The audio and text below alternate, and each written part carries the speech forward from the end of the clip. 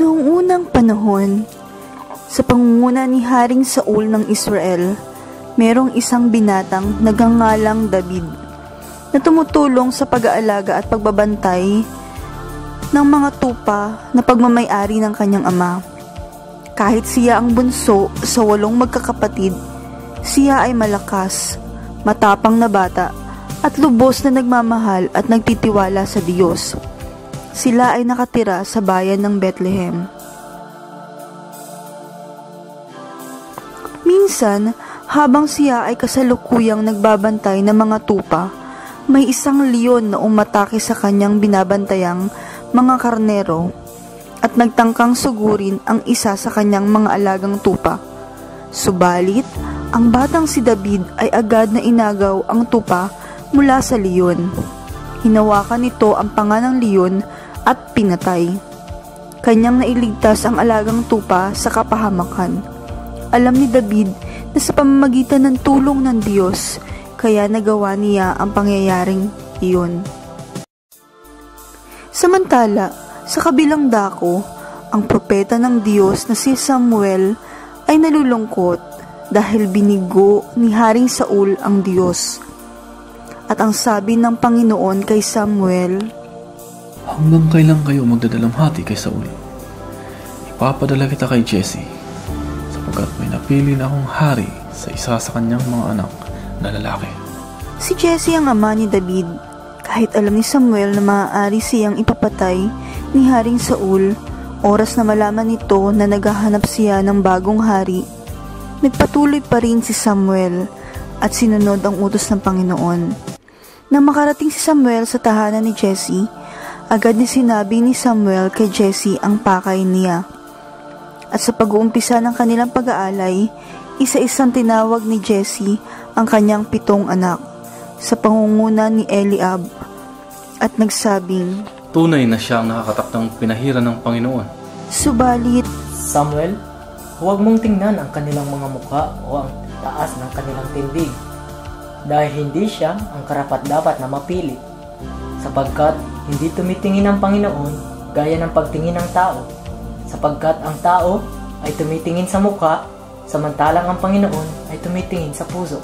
At sumunod na tinawag ni Jesse si Abinadab at sumunod si Shammah, hanggang natawag na ni Jesse ang 7 niyang anak. Ngunit, "Wala sa kanilang napili ng Panginoon. Ito na ba lahat ng mga anak mo?" "May natitira pa, ang bunso.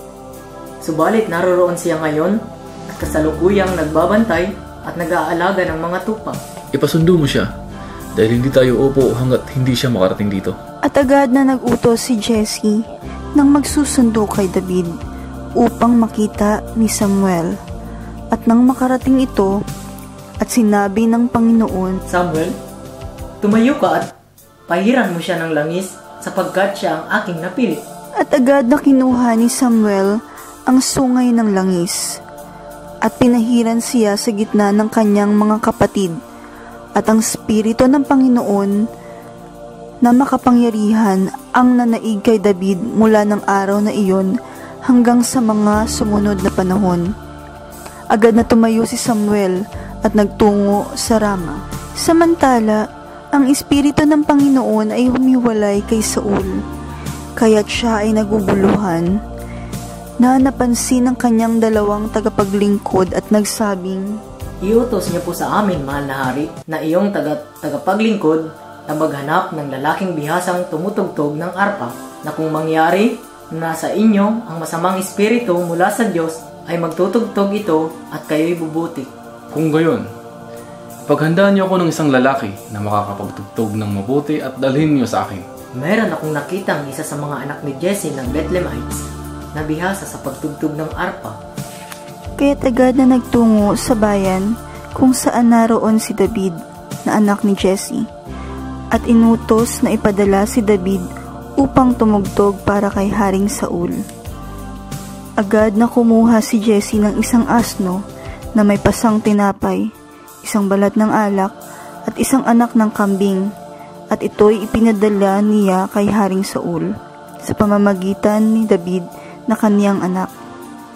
Ang pagtugtog ni David ng arpa ay nakatulong kay Haring Saul upang makapag-isip ng mabuti at matuwid.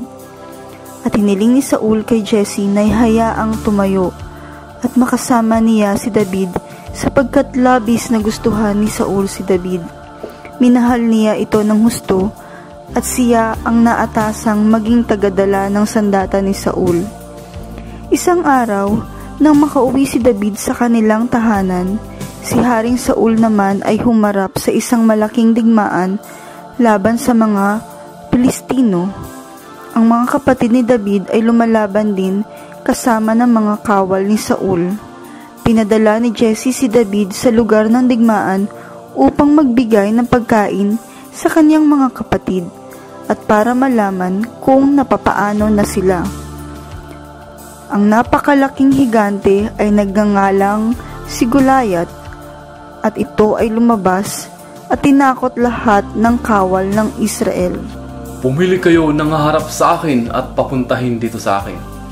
Kung siya ay makikipaglaban sa akin at ako'y mapatay niya, kami ay magiging alila ninyo. Ngunit kung ako ang makapatay sa kanya, kayong lahat ay magiging alila namin. Nagsitakbuhan ang lahat ng mga kawal ng Israel nang makita ang higanting si Goliath at sila'y takot na takot. Ngunit sinabi ni David kay Haring Saul, "Huwag kayong manlupaypay. Ang inyong lingkod ay paparoon at makikipaglaban sa higanting iyon." Magtigil ka nga, David. Ano ang iyong magagawa upang magapi ang higanting iyon? Isa kang paslit at walang lakas. Kung ang magigiting naman dirig mga ay walang magawa, ikaw pa kaya? Hahayaan na lang ba natin na hamakin ng paganong ito ang ating Panginoon?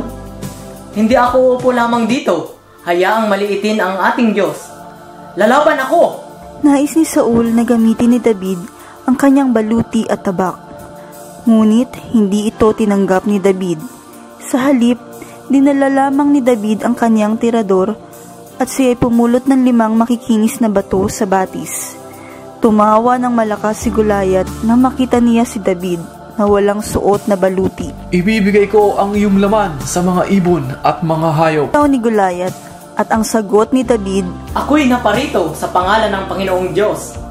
Sa araw na ito ay ibibigay ka ng Panginoong Diyos sa aking mga kamay, sapagkat ang digmaang ito ay sa Diyos." Tumakbo si David kay Goliath. Habang tumatakbo, inilagay niya ang makinis na bato sa tirador at ibinayaw ito. Tumama ang bato sa noo ni Goliath at siya ay bumagsak. Dagling kinuha ni David ang malaki at mahabang tabak ni Goliath. Pinutulan niya ito ng leeg gamit ang sariling tabak. Nang makita ito ng mga Pilistino, sila'y nagsipagtakbuhan upang maiwasan ang kanilang kamatayan. Labis na inggit ang nadama ni Saul para kay David, nang siya ay parangalan ng mga tao dahil sa pagkapatay kay Goliath. Ano pa kaya ang kanyang makukuha, kundi ang aking kaharian? Mula noon, pinagmasdan na palagi ni Saul si David. Nang sumunod na araw, ang masamang espiritu ay muling sumapi kay Saul. Nakita ni Saul na tumutugtog si David ng arpa, at sa pagkakataong yaon ay may hawak siyang sibat. 2 beses niyang hinagisan si David ng sibat, ngunit ito'y nakaligtas. Natakot si Saul kay David dahil alam niya ang Diyos ay na kay David. Ngunit si Jonathan na anak ni Haring Saul ay minahal si David na parang kanyang kapatid. Kaya't binigyan nito ng babala si David. "David, ang ama kong si Saul ay naghahanap ng pagkakataong patayin ka." Ang asawa ni Jonathan ay gumawa ng isang bagay na kunwari ay may taong natutulog sa kanyang kama. Nang dumating kinaumagahan ang mga tao ni Saul, si David ay nakatakas na. Si David ay tumakas at umalis papalayo kay Saul. Siya at si Jonathan ay nagsumpaan. Sila ay nangako na magtutulungan. Ang binatang si David ay laging nasa panganib. Siya ang nais patayin ni Haring Saul. Si David ay nanirahan sa gubat sa isang malaking kuweba kasama ang 400 taga-sunod. Minsan, muntik nang matagpuan si David ng mga kawal ni Saul. Ngunit si David ay palaging lumilipat ng lugar. Si Doeg, na lingkod ni Saul, ay nagsumbong na ang mga pari ang tumutulong kay David sa pagtakas. Iniutos ni Saul na patayin sila. Si Doeg lang ang may lakas ng loob na gumawa nito at pinatay ang lahat ng 80 pari kasama ang mga pamilya nila. Isang araw, nagpunta si Saul sa kuweba na tinataguan ni David. Si Saul ay mag-isa lamang. Ito na sana ang pagkakataon ni David upang patayin si Saul. Subalit, dahan-dahan lamang lumapit si David at pinutol ang laylayan ng kasuotan ni Saul. Nang malayo-layo na si Saul, si David ay sumigaw, "Narito ang kapiraso ng laylayan ng inyong balabal. Kung ito'y naputol ko sa inyong kasuotan, magagawa ko ring patayin kayo noon kung gusto ko. Ito ang katunayan na hindi ko kayo gagawa ng masama kahit pinagpipilitan ninyo akong patayin." Humingi ng tawad si Saul sa kanyang masamang balak. Ngunit, hindi nagtagal. Bumalik ang galit ni Saul at nagbuo ng kawan ng 3,000 lalaki upang patayin si David. Isang gabi, habang tulog ang kawan, si David at ang kanyang mga kawal na pinapangunahan ni Abishai ay nakalusot sa kampo ni Saul. Nakitang natutulog si Saul. Niloob ng Diyos na mahulog ngayon sa mga kamay mo ang iyong kaaway. Kung gusto mo ay tatarakan ko siya ng sibat. Isang saksak lang yan at hindi na kailangang ulitin pa. Tumanggi si David. Sa halip, kinuha niya ang sibat at lalagyan ng inumin ni Saul. Pagdating ni David sa burol, siya ay sumigaw upang marinig ni Saul. Nakita muli ni Saul ang pagkakataon na patayin si David. Ngunit hindi niya nagawa. Muling humingi ng tawad si Saul. Ngunit ayaw nang maniwala ni David. Sa panahong iyon, ang propetang si Samuel ay patay na. Ito ang nagbuhos ng langis sa ulo ni Saul bilang unang hari ng Israel, at si David ang sumunod. Nang ang mga Pilistino ay lumusob sa Israel, may nagawa si Saul na di kanais-nais sa Diyos. Inutos ni Saul sa isang babae na tawagin ang espiritu ni Samuel. Noong gabing iyon, nakuha ni Saul ang mensahe. "Tinalikuran ka na ni Yahweh, at siya'y kaaway mo na. Inalis na sa iyo ang pagiging hari, at ibinigay na kay David. Bukas, ikaw at ang iyong mga anak ay mamamatay rin. Ang buong Israel ay ibibigay ni Yahweh sa kamay ng mga Filisteo." Nang marinig ito ni Saul, siya ay natumba at natakot. Ang mga Pilistino ay nakipagdigmaan laban sa Israel, at ang lalaki ng Israel ay nagsitakbuhan.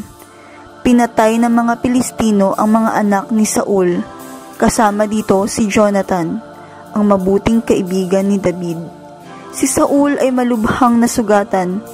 Sinabi sa kanyang lingkod, Kawal, saksakin mo na ako upang hindi na ako maabutang buhay ng mga paganong iyan at paglaruan pa nila. Ngunit tumanggi ito, sapagkat natatakot siyang gawin ito. Kaya't binunot ni Saul ang kanyang espada at sinaksak ang kanyang sarili. Namatay nga si Saul at ang kanyang mga anak na lalaki. Ibiniti ng mga Pilistino ang mga bangkay sa pader sa isang lungsod sa Israel. Ngunit may mga magigiting na Israelita na kumuha ng mga katawan at siyang sinunog at inilibing. Nang marinig ni David ang masamang balita, siya ay nagdalamhati at umiyak at hindi kumain hanggang gabi, para kay Saul at sa kanyang mga anak na si Jonathan, at para sa mga tao ng Diyos sapagkat sila ay namatay sa tabak. Kahit gustong patayin ni Saul si David ay nagbigay ng karangalan kay Saul bilang pili ng Diyos hanggang sa huli. Ngayon, ang Diyos ang nagbigay ng karangalan kay David. Ginawa siyang hari ng Israel kapalit ni Saul.